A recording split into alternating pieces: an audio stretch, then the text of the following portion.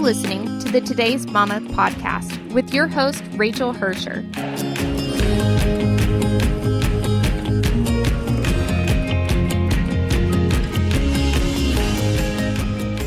Welcome to this week's episode of the Today's Mama podcast. I've got your friendly reminder to look down at the app that you're listening on, look down in your little hands, and give us all the stars and likes and love you can possibly muster.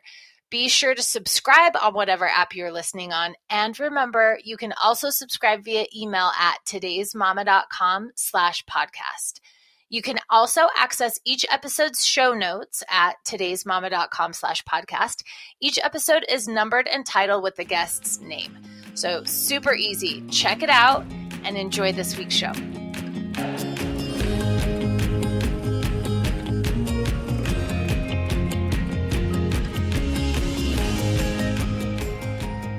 This week, we talked to one of the queens of the internet. There is even a crown in her logo, the founder of ScaryMommy.com, Jill Smokler. She created one of the most influential digital parenting properties in the world with tens of millions of visitors a month. Of course, she's got kids, but she's also the mom of a new puppy. And most importantly, it appears that she's recently dined on cauliflower gnocchi. We have so much to talk about today. Welcome to the podcast. Hi, thanks for having me. First things first, how was that gnocchi? I'd like to say it was delicious and I was like at line in Trader Joe's the next day grabbing it again. If you really don't love classic Italian food with a good red sauce and cheese and, you can settle for mildly cauliflower tasting kind of mushy and grainy little, fluffs, then perhaps you will like it. And for the first couple of bites, I was in. I got like this pesto with like spinach and kale, and it all sounded really good in theory, and it all sort of went down the garbage disposal in reality. Oh man, I had a lot of hope for that one because, we try to like Whole30 all the things and cauliflower all the things, and I just feel like cauliflower mashed potatoes. I was sold a bill of goods and sent up a river. They just didn't work out. And cauliflower rice? Like, it is not rice. That is not rice. Name it cauliflower crumbles or something, but don't call it rice. It just isn't. Yeah, it is not rice-like at all. No, not even a little. The pizza crust isn't terrible, though. I will say that. It's not my favorite, but it's not awful. But it will do. I haven't tried the pizza crust either, but it's like on my list of food experiences to have. Yeah, I mean, if you smother it in sauce and cheese and pepperoni, and you really don't taste it. So. That's the strategy. Exactly. Okay, now you procured this cauliflower gnocchi from Trader Joe's, which is full of so many delights. So tell me what else you love to get from Trader Joe's, because I got a list. Yes. My go-to that I have to have in my freezer, but then I consume them way too quickly, but it's the frozen chocolate chip cookies that are the most delicious. And then sort of the entire frozen aisle, but not the frozen aisle of the vegetables and the fruit and like the meals, the entire aisle of like the desserts, the ice creams and the baked goods, and then all of the breakfast baked goods. That is my happy place in Trader Joe's. And then sometimes they line like the cookies on top of that. So it's like the only aisle that's really necessary in the whole grocery store for me. And like Trader Joe's, to me, when it first came to my town, I felt, oh, good, there's so much healthy food in there, and the produce is less expensive, and like so many great healthy options. But guess what I buy every time I walk through the doors? Junk. Dark chocolate peanut butter cups. Oh, they're so good.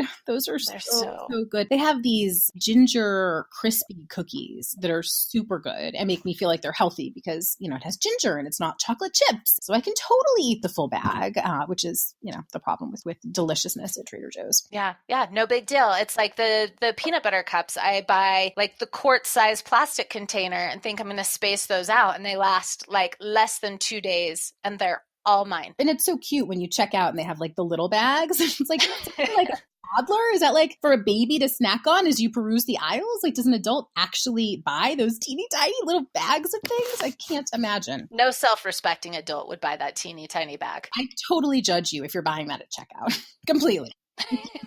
Okay, so this episode's going to be a mix of motherhood, business, and the digital world. We're going to talk about Scary Mommy, but a whole lot of life has happened on that journey too. So you mentioned surviving the last 2 years is the hardest thing you've ever done. But before we talk about that, I just want to set the stage a bit with some background on where you've been and what you've built, and then talk about what you've been through. So, like, are you ready for this? I am ready. I have a glass of wine next to me, and yeah, let's get into it. We're going deep today. So let's start with your childhood. And like every other guest on this show, we ask, what was the ratatouille or the taste or smell of your childhood? And while you summon that smell to or taste or vision to yourself, for any new listeners, this question's a nod to the movie Ratatouille. And I've always got a link to that clip in the show notes, which you can find at todaysmama.com/podcast. But Jill, what is your ratatouille? It's definitely Thanksgiving dinner and the smell just wafting through the whole house. And I say Thanksgiving dinner, and it's not my preparing Thanksgiving dinner. It's the smell of my mom's prepared Thanksgiving dinner. And that's been a constant from the house I grew up in, through every house I've lived in. Ultimately, this one, where my mom just has taken over Thanksgiving cooking because we've decided I am not cut out, A, to cook for that many people, and B, to handle a raw turkey that never ends well. And I end up like running, screaming from the kitchen because I'm just not good at like reaching in and taking out the innards and all of that stuff. So, but can we talk about how many times I have left the innards and like the packaging of whatever is in there inside and baked it? Yes, me too. Or I didn't really know that it had to be thawed thoroughly. I thought it was just sort of like, soften up the skin and the rest can be frozen because it's going to cook in the oven. No.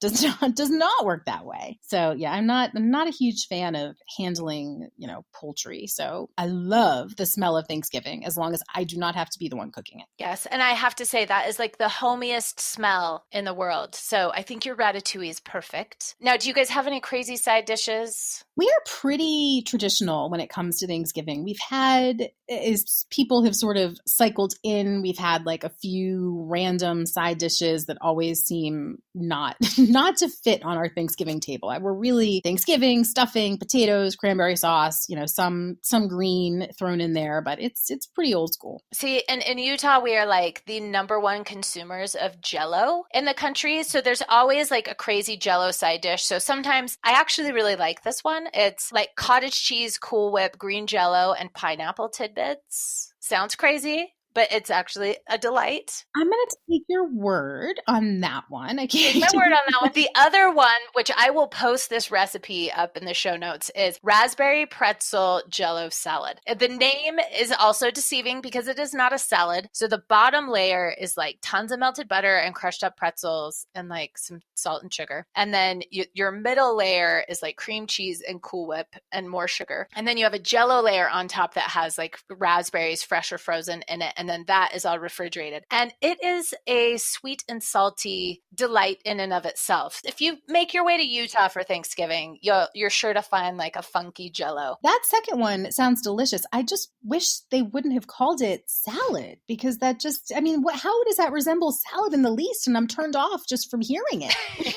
I agree. There's nothing salad-like about it. However, some people, like my mother-in-law, have served that on a bed of lettuce. Ooh. For presentation.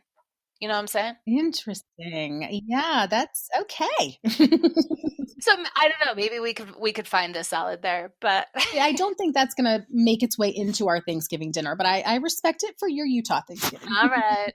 I'll let that slide. Now, speaking of Thanksgiving and family and all that good stuff, I want to know, what did your parents do right? What is it about the way you were raised that empowered you to have the voice that you have and to start and scale a business the way that you did? I really credit my mom with that and with always making me feel like any creative outlet I needed or anything I needed to sort of get my creative energy out and be stimulated, she was willing to do. She used to have me in these sculpture and art classes like in New Hampshire. I grew up in Massachusetts, and she would have to drive me like every Wednesday, almost 2 hours to get into this place to take sculpture classes and jewelry making and all of these artsy things that I was interested in. She just sort of made it her mission to fulfill that for me, which was amazing. And now that I have kids who I can barely even get them to like, take soccer or anything, it's such an effort. I have so much appreciation for the amount of time and energy that she put into fostering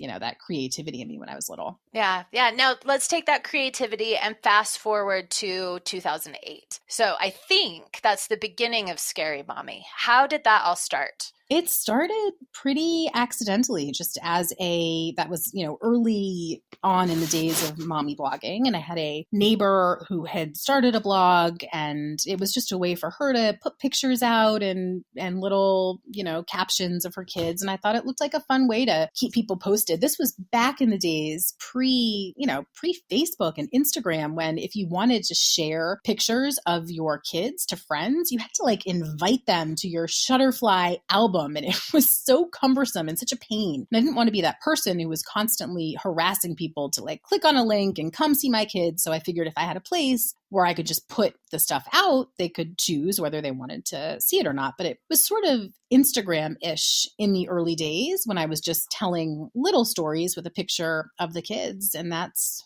how it started. And then how did that evolve? We started in like 2004 in actual print. Like the world has changed so much between 2004 to even 2008 and then to today. The way all of those platforms work, it's just a totally different beast. What started to give Scary Mommy traction as you grew? What's the thing that kind of caught on and started to attract an audience? It was really gradual. I mean, it took years for it really to grow considerably. But in the first couple of years, I had written an article for CNN.com about having 3 kids and just sort of the trials and tribulations of that. And it was somewhere that I just submitted, a post. I wasn't paid for it. And I just, figured it would get a couple of views, and it ended up really not, I wouldn't say viral, but getting a lot of attention and leading people to my site.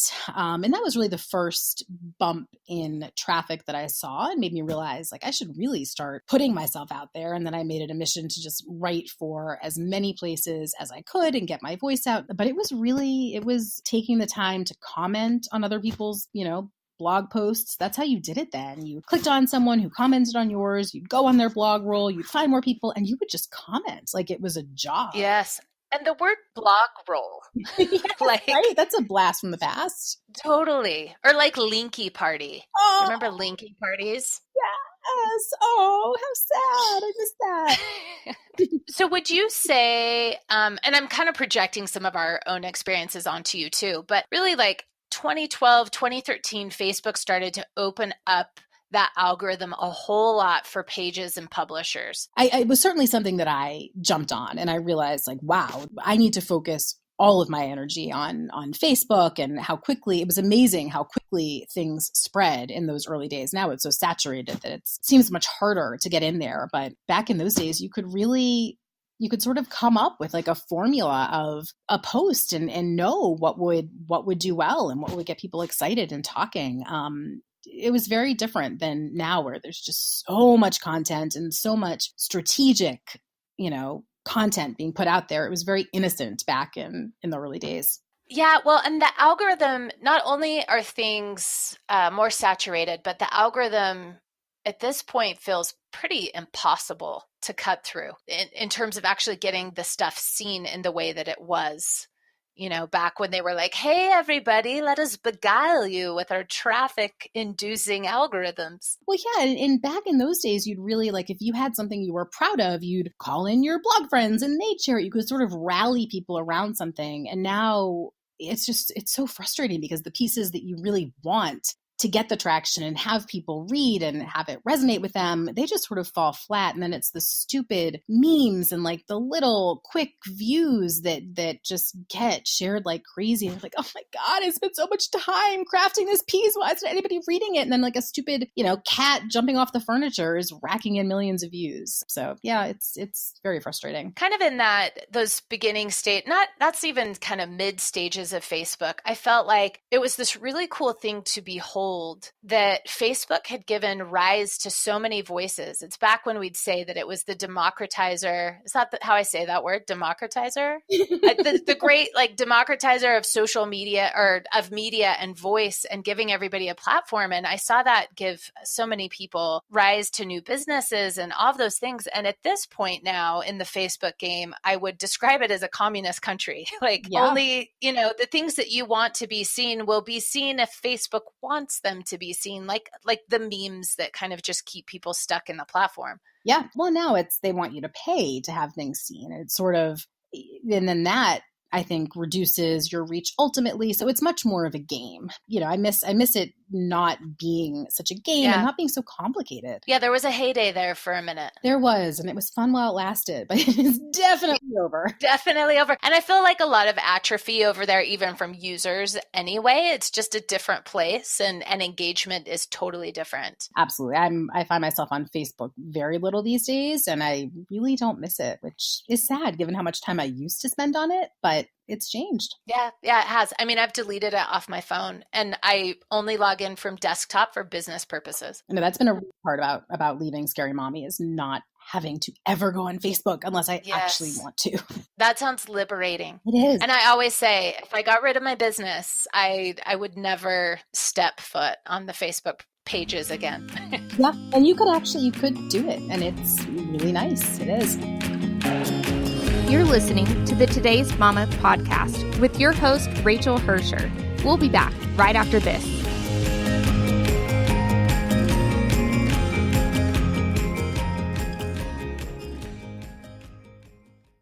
This episode is brought to you by Chatbooks, our favorite photo book company. But wait, they're more than a photo book company. Holiday cards are here. 20 cards for $20 plus free shipping. Seriously, go to chatbooks.com or download the app and get holiday cards off your to-do list. And now back to the Today's Mama podcast with your host, Rachel Hersher.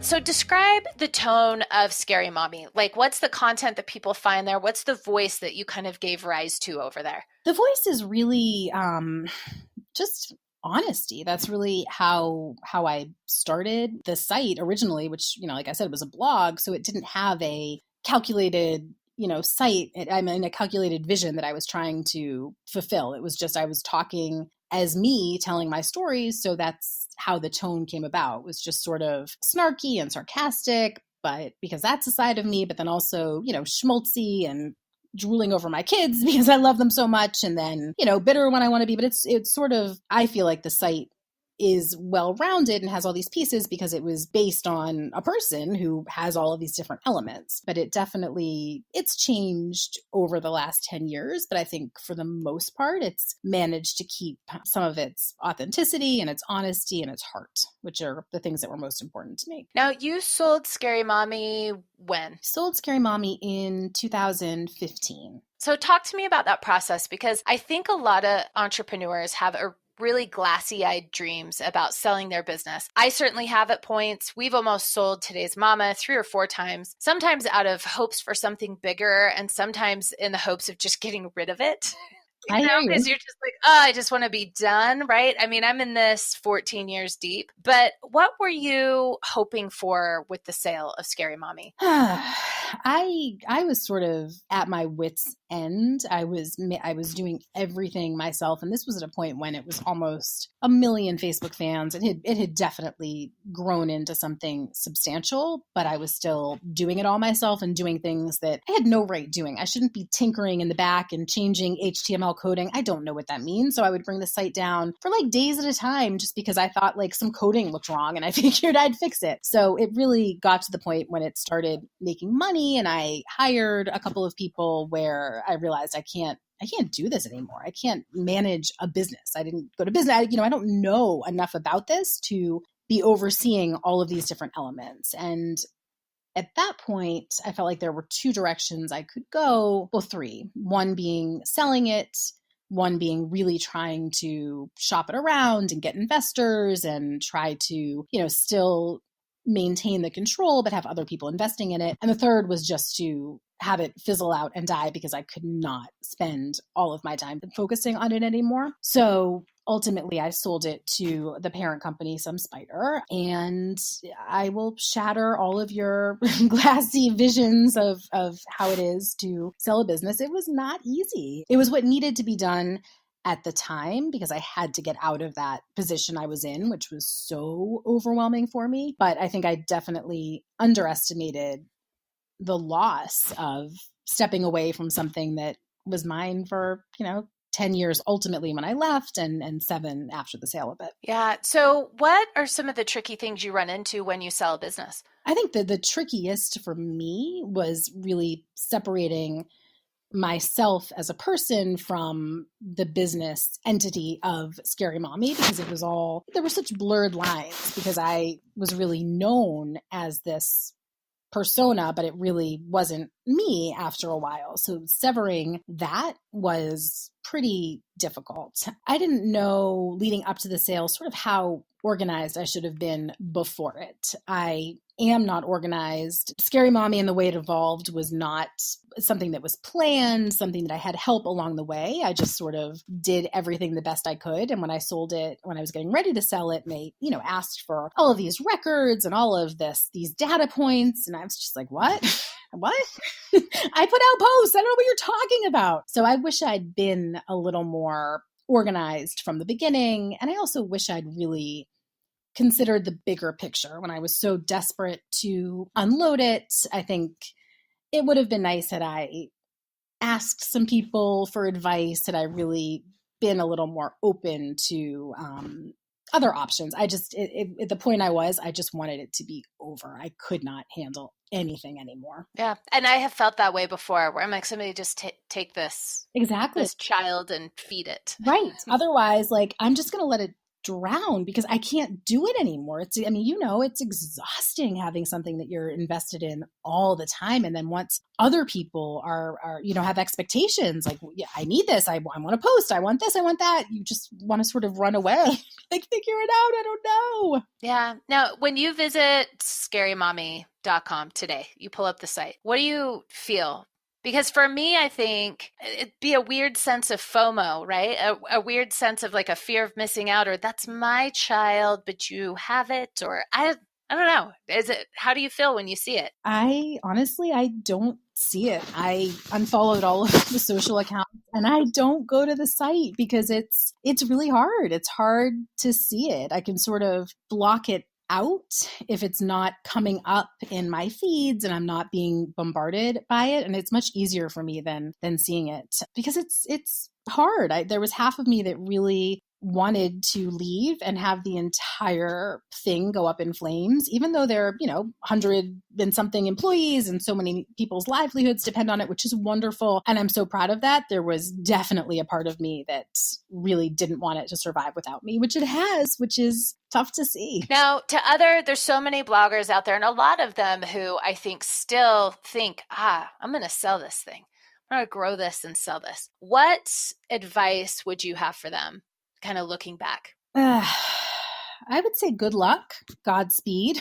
I would love to follow along if you find success in that. And I don't say that condescendingly. I say it because I think the climate has changed so much, the way content is distributed and consumed. And as I start to think about what I want to do next, I don't think I want it to be in content because I think starting that now is so daunting and so difficult. And I think you have to, when things got difficult with Scary Mommy, 5-6 years in, I would always have to remind myself that it was a passion project. This was before it started really making money and supporting me.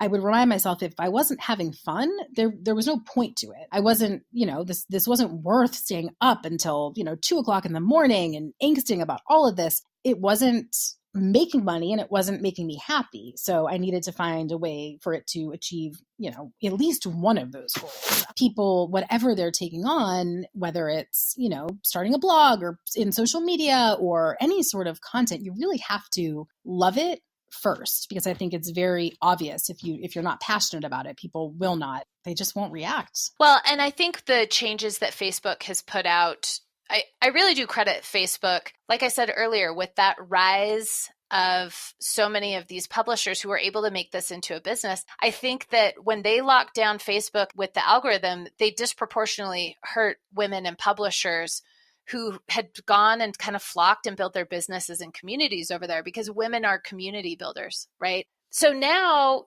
without some of those core distribution tools, we're kind of left with, a world where influencers or content creators are moving to Instagram, and Instagram will still go the same path that Facebook did, right? Like the algorithm will lock down more and more. And if you're trying to make money, you're going to pay for play. I think once money is involved, then it really just sort of ruins the heart of anything, because it becomes all about making money. And then once you start making money, you want to make more. Facebook, I really have a love-hate relationship with, because I don't think Scary Mommy could have propelled where it did without Facebook. But then once you achieve that, it just, every algorithm change, every day there would be something else, and I would find myself cursing Facebook, but at the same time realizing I'd be nowhere without Facebook. Yeah. In ways I look back, I'm the same. I have a love-hate. I'm like, oh man, I was a tiny little puppet in their show. Yeah. You know, like every time an algorithm would change, we're like, we're there, we're working it. Everybody come be with us here on Facebook. Is there anything better than like watching your stats like skyrocket because like something ridiculous? Oh, I miss that feeling. Yeah, I called it like throwing out a grenade, like pulling the pin and tossing it out, and then I'd throw up my Google Analytics and watch the real-time stats, and I'd be like, high five a million angels. And now you do that and you're like, oh my gosh, like I think I'm clinically depressed. Totally. Well, even the highs that we used to have on Facebook like 2 years ago, it's the traffic on like a, people on the site basis isn't really any higher, because of, even though the fans are so much more. Yes. Definitely you've hit a tipping point with it. Now, as two moms who have built businesses around and on social media, I'd say, we're kind of like, we've been there for a while, kind of from the start in this whole movement. I think you're trying to say old, Rachel. Oh, dude, we're OGs here. So I'd say when it comes to moms, like we're pretty tech savvy. So with that background, what are the screen time and social media rules at your house?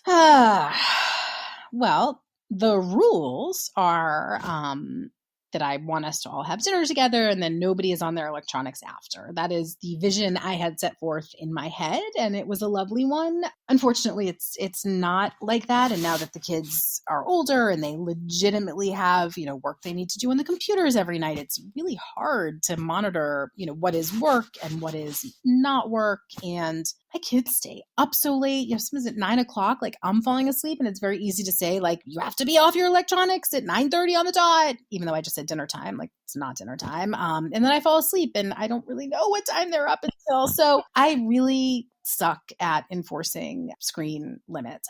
My effort is to try and keep enough things around the house, i.e. the new puppy, that's, exciting enough that they put their phones down, which, is working in a mediocre way. But puppies are definitely hands-on. I think it's definitely a good strategy. Well, it's a good strategy. It's also so much like having a newborn, which I really blocked out, I think.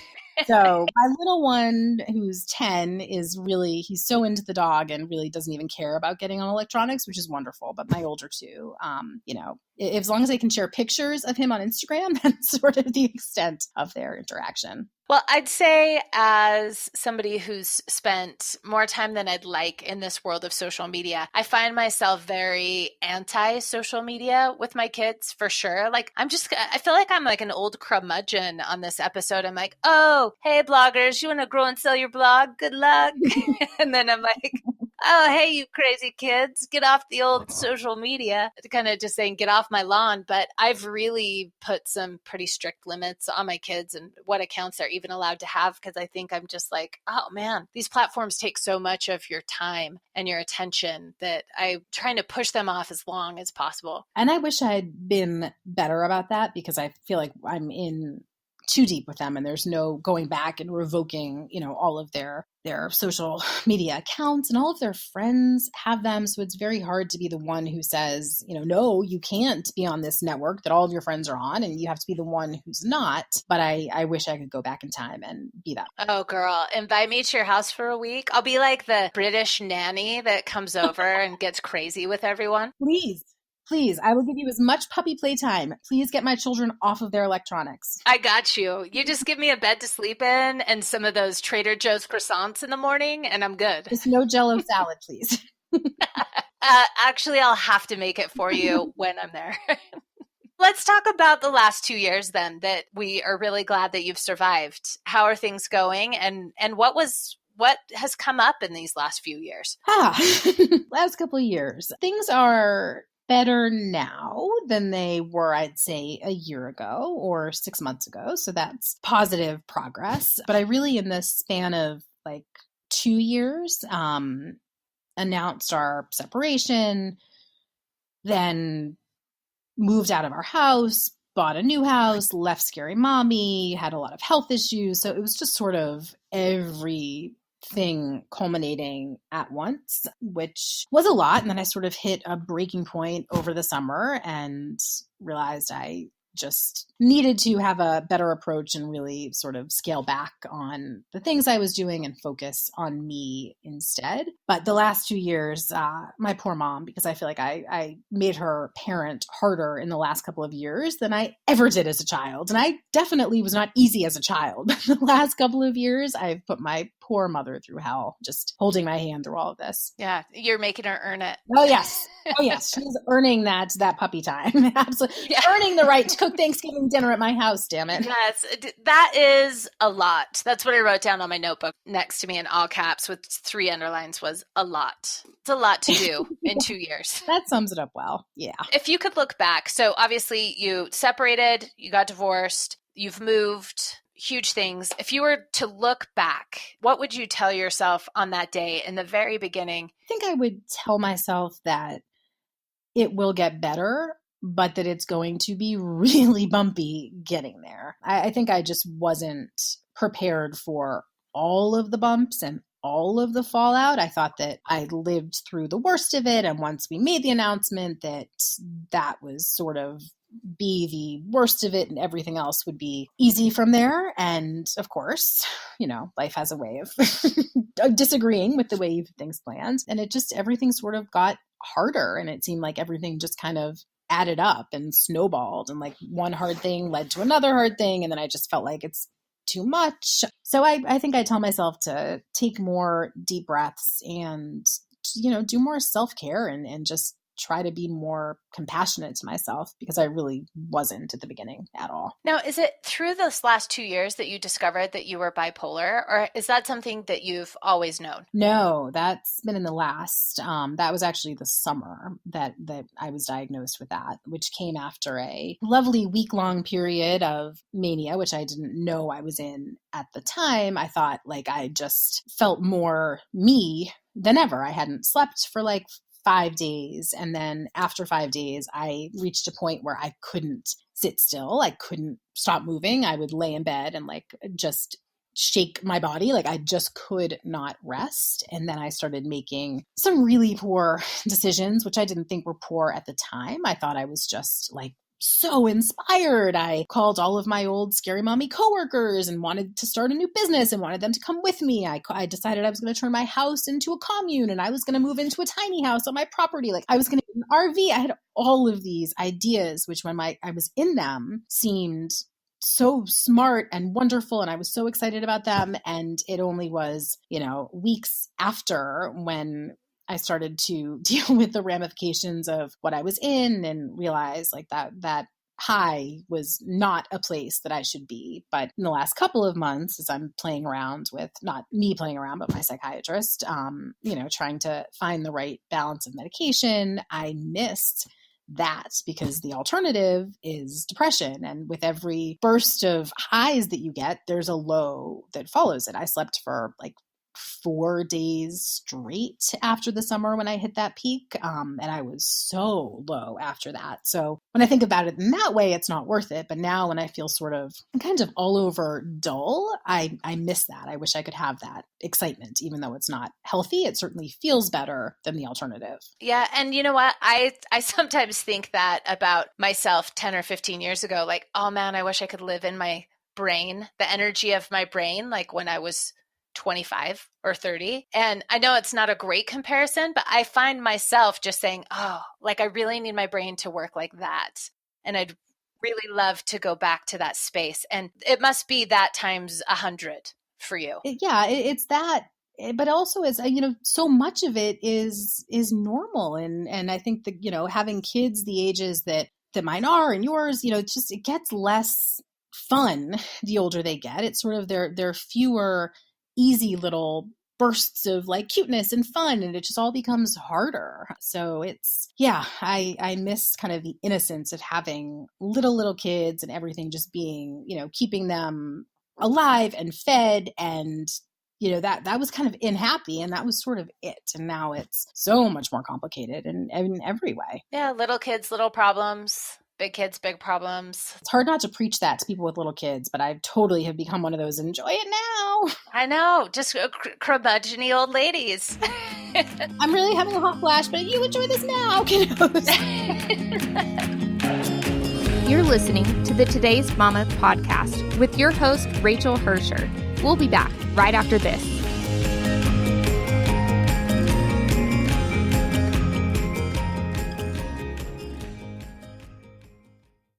Looking for holiday gift ideas?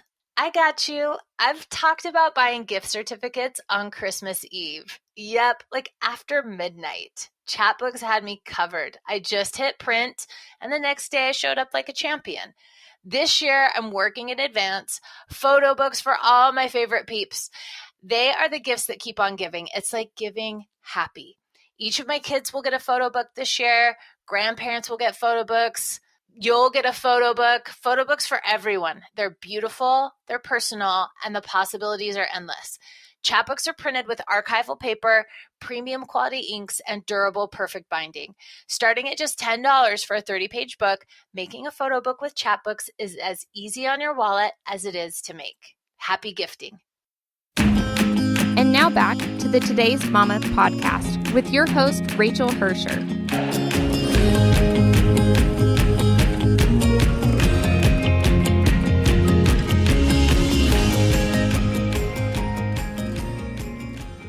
Well, talk about medication, because I know that is a total juggling act, and then it turns around and changes on you, right? Like you may think you have the right balance, and all of a sudden your body changes, and it's not. Like, what's that process for you? Yeah, that process sucks. And I still really have not, I feel like, come out of that process with the perfect balance. So maybe eventually, that's the goal, and hopefully I will get there. But it's hard when you're playing around with your head and there are no solid answers. It's not like there's a formula that works for everybody across the board, which would be awesome. Except you just be able to go in and pop a pill and feel better the next day. But it's really trial and error and figuring out which side effect is, more tolerable, because they all have side effects, but they're more pleasant than others, and how they counteract with other medication you're on.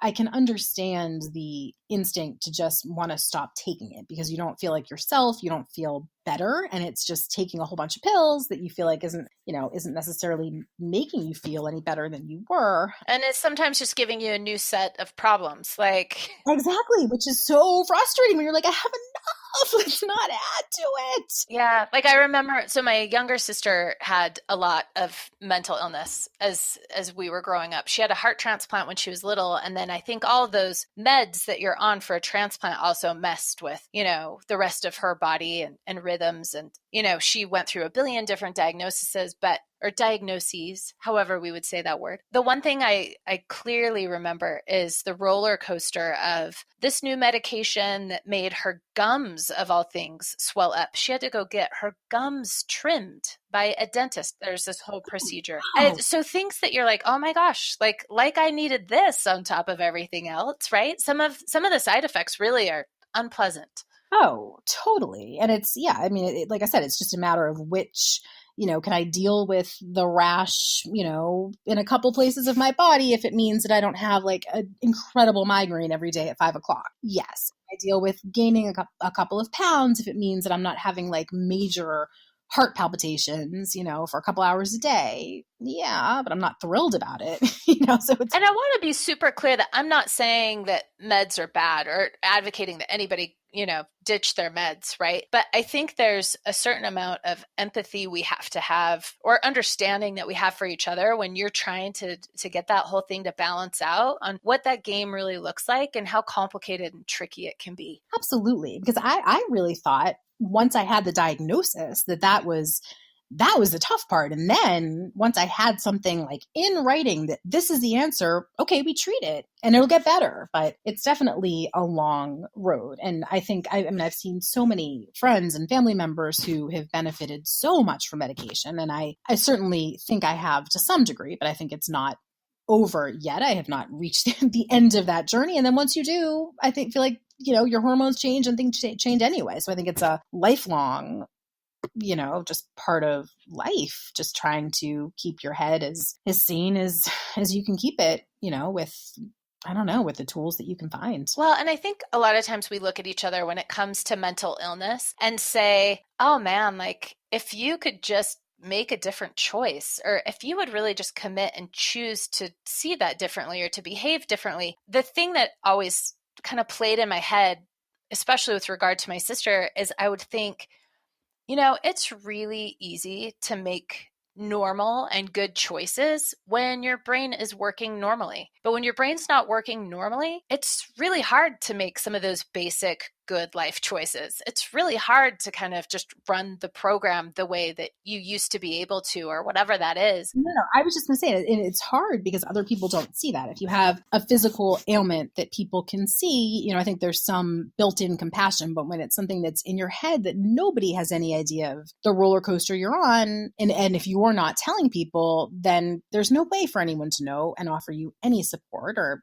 anything. So I think the more we talk about it and are open about it, and the more people accept and understand, we'll all be better off. So what has your family done well, or your friends, in supporting you through this piece of the journey, the mental illness piece, the bipolar piece? My friends and family, but my friends really were the people who just recognized that I was not myself, and really intervened. My mom actually was on vacation at the time, and I had a couple of good friends who called her and said, Jill is not, we're worried about her. She is not herself. And I think had my mom been away and had I not had friends who really realized something was not right, I'm not sure how everything would have evolved and did, where I'd be. So I'm super grateful that they recognized that and that they reached out. And I hope that I can see that, in anyone else who might need it, because I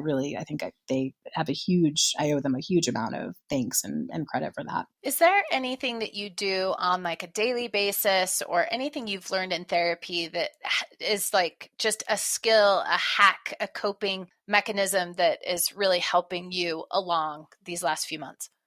I would love to say that, yes, I meditate and I exercise and I do all these wonderful things. I don't do too many of them. I do try to be present where I am. So if I'm with the kids, I'm trying not to, be in my head about something else. And, if I'm around family, just to really focus and sort of breathe that experience in. But I can't say that I've found, the answer to inner peace and serenity. No. I don't think anybody does have that answer. And I agree with you that it's just a daily being present thing. Yeah, that might be it. That might be the answer. Well, you did some really hard things on top of this, right? I've heard that a move, I always remember this from college. There was like this eustress, de-stress, distress, like continuum or scale that they showed us, and talked about all the really stressful life situations and kind of where they rank in terms of how stressful they are. And the thing that was at the very top was moving. It was ranked above a death in the family. And I need to go and like really verify that what I'm saying about that is true. Because I often say, oh, I heard once on the podcast, and then I don't have like the ready link, but it just popped in my head. So in the midst of all of this, you moved.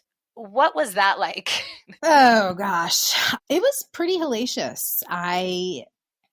It sucked. I moved out of the house that I really thought would be my forever house because I loved it. And then once we split up, it just became a place that I didn't want to be, and I needed to start over somewhere. So I very dramatically put it on the market and then had a contract and proceeded to have an estate sale like I was dead and get rid of all of the contents of the house, aside from like one teeny tiny room where I put like photo albums and other things. I just wanted to purge everything that I wasn't really sentimentally attached to or that really represented sort of my previous life. And was that liberating, or do you regret that? It was, at the time, it was incredibly liberating. I regret being, I think I definitely went over the top, and there are times when I think, oh, where's that serving piece? I'm like, oh, somebody has it for $2 somewhere. So it is definitely annoying, but I think I needed it at the time. I think I needed to not take all of this baggage and all of these memories and history with me. And it was also really nice to be able to start picking out things which represented what I wanted my new life to be and decorate. My room I painted hot pink. I have all of this super feminine art that I love that I never would have had in a house before. So that part has been super fun. The part that I wouldn't do again is living through gutting a house. That I would not wish upon anyone. That was pretty awful. Now that it's over, it seems worth it now that I do love the house, but the 6 months of living here, using the bathroom as a kitchen and, just having contractors here constantly, that was pretty low. Yeah, we just lived through a remodel ourselves, and I still am staring at boxes and half undone projects, and I could lose my mind. But I've also just adjusted, almost in a bad way, to a whole lot of clutter.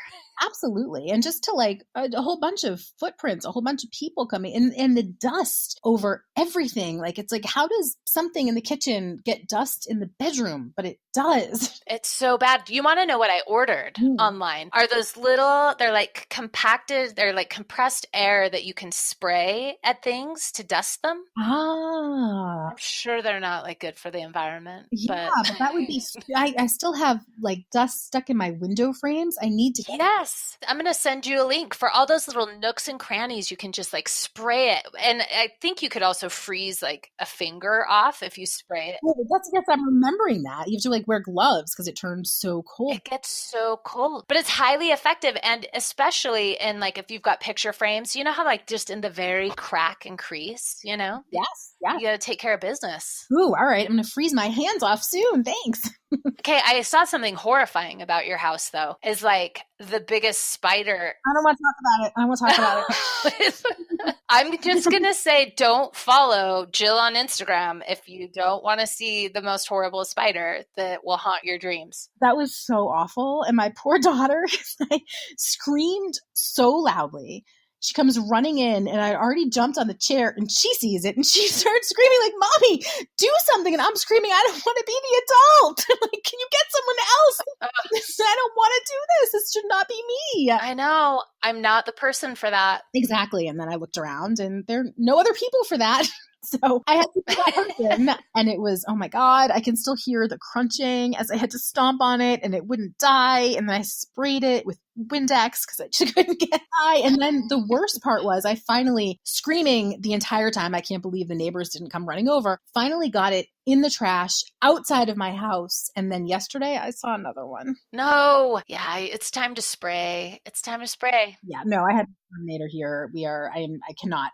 I don't know if I could survive seeing another one of those things in my house. I have had the biggest spider. He wove a beautiful web outside of our big front windows. And those front windows are on a second floor, so it's above the garage. And I like Googled our little buddy, and he was a great Western orb weaver. And he straight up caught a dragonfly spun it up in his deathly little webs, and ate it outside our window. This went on for weeks because none of us were brave enough we have like a crank window to open it and stick our arm out and like spray him because he was so big. I felt like he'd just jump on and start spinning his webs on me. And then once you see them, like all I can feel now is spider legs like going up my arms. And now oh my God, as I was falling to sleep last night, that's the vision that I had was just spiders crawling up my beds. Yeah, let's end this topic of conversation. I know. I'm sorry. But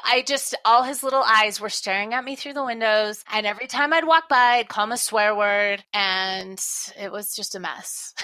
But then there was a part of me that just kept thinking of Charlotte's Web. And I felt so guilty about it. I did too. But you know what? If he would have spun me a message. Seriously. That would have been a different story. Exactly. If there was like exceptional written on my house when I walked in, I could have like a whole army of spiders. It's fine. But yeah, fine. Exactly. Just communicate with me, bro. Lavish me in praise, and then you can be all over my house. It's fine. Yeah. See, sometimes he'd curl up and pretend to be dead and then reanimate. And I couldn't have been more mad about that. Ugh, yeah, I would like a little less nature in my house, ideally. For sure. Well, what's the thing you're most excited for in that house? You got a hot pink room. You got some really feminist art going on, or feminine power art. Anything else you're super excited about? Yeah, I have a pool, which makes me so happy. I grew up on the water and I love the water, and I love looking out at it. I love being in it. I love everything about having a place that I can just sort of escape from everything. That's amazing. And hopefully no spiders doing the backstroke out there. Yes, I hope that. And no children running around who aren't mine. That's the joy of not having to go to a public pool, is just the lack, pee and children running. Yep. Yep. The contents of the water. You can trust a whole lot more when it's in your backyard. Exactly. Or at least, be familiar with the urine. At least it's not. Oh, I know that. I know that smell. Yeah, exactly. Oh, it feels homey. Well, what's next for you? What's on the horizons in terms of projects or businesses? I know besides the commune and the tiny house, what else is cooking? Oh, that was such a good idea. I'm in. If you decide to do the commune, I'll come visit. I'll do the screen time stuff. We'll eat Jell-O together. Perfect. I love that plan. Probably won't wear bras. It's fine. I love it. Awesome. No shoes, slippers only. Perfect. Yep. Yeah, I'm struggling with what to do next. I would love to do something for women in the phase where I am now, just sort of starting over in so many different ways. And if it's not divorce or career or houses, I feel like every woman in my age frame is dealing with something unexpected or bumpy in their lives. So I'd love to find a way to connect with them. But in this social media, Facebook climate, like we've been saying, it's complicated and it's hard. So I'm trying to figure out the best way to do that while also maintaining some amount of sanity and not getting obsessed with stats and that sort of thing. So hopefully something, that I would be excited to do and that women would resonate with. That's the idea and connect to. Yeah. It could be called It's Complicated. Yeah. If there weren't a movie, I would totally snag that. I know. name. That totally is. Okay, somebody's already done it. Fine. Yeah, it is. It's messy. It's all, life is not always easy. And we need companionship and support. Definitely. Yep. It's complicated, messy, unexpected, all the things. All the things, all at once. All the things. Well, if people want to keep up with you and the bad cakes you make and the spider creatures in your bathtub. I'm an awesome person to follow on Instagram. How could you not want to join me there? Dude, you are so entertaining, actually. You're a favorite follow. So if people want to keep up with you, where can they find you? You can find me on Instagram at Jill Smokler. I also have a Facebook page, which I'm really not on that much these days, but hopefully when I have new projects, I will be. So that's Jill Smokler also. Yeah, those two places. And in my pool. And in my bed. That's where I can be found. Yes. Thank you so much for coming on today. You've been so honest about all the things. In the kind of pre-interview thing I do, it was just like, ask me anything. I'll talk about anything. So I made my list of all the things. And you've been awesome to kind of dive into the deep end of that pool. No, it's been fun to be here. It was great talking to you. Hey, well, let's keep up on what's next. Absolutely. Yes, I will keep you posted.